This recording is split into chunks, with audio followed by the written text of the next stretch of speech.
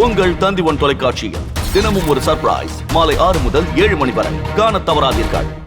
நீலகிரி மாவட்டத்தில் பெய்து வரும் கனமழையால் மாயாற்றில் வெள்ளப்பெருக்கு ஏற்பட்டு தரைப்பாலம் தண்ணீரில் மூழ்கியது. அந்த காட்சிகளை தற்போது பார்க்கலாம்.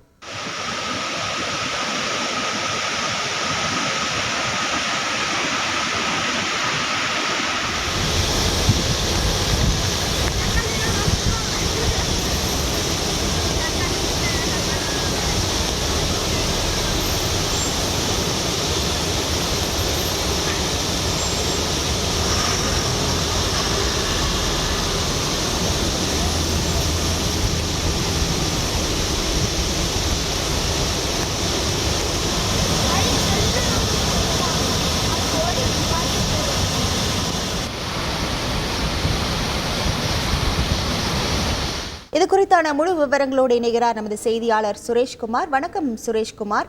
வெள்ளப்பெருக்கால் தரைப்பாலம் தண்ணீரில் மூழ்கி செல்லக்கூடிய காட்சிகளை நம்மால் பார்க்க முடிகிறது. இதனால் எத்தனை கிராமங்களுக்கு செல்லக்கூடிய பாதைகள் முடக்கப்பட்டிருக்கிறது? முழு விவரங்கள் என்ன?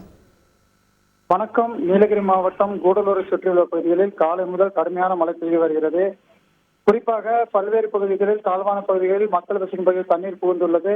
பல இடங்களில் மரங்கள் சாய்ந்து போக்குவரத்தும் பாதிப்படைந்துள்ளது. குறிப்பாக நேற்று இரவிலிருந்து இன்று காலை வரை கடுமையாக மழை பெய்தது. இதனால் ஆறுகளில் வெள்ளப்பெருக்கு ஏற்பட்டு தாழ்வான பகுதிகளில் குடியிருப்புகள் தண்ணீர் புகுந்துள்ளது. இதனால் பொதுமக்கள் பாதிப்படைந்துள்ளனர்.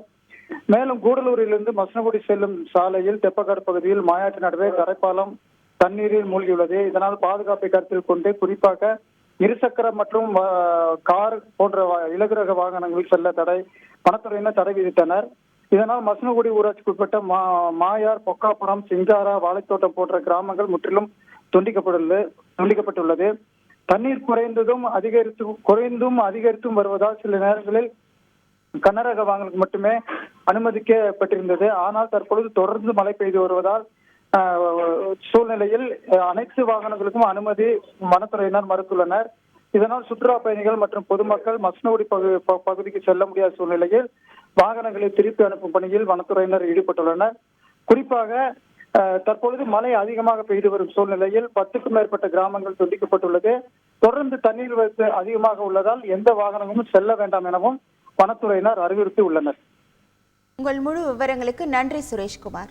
உங்கள் தந்திவன் தொலைக்காட்சியில் தினமும் ஒரு சர்ப்ரைஸ் மாலை 6 முதல் 7 மணி வரை காணத் தவறாதீர்கள்.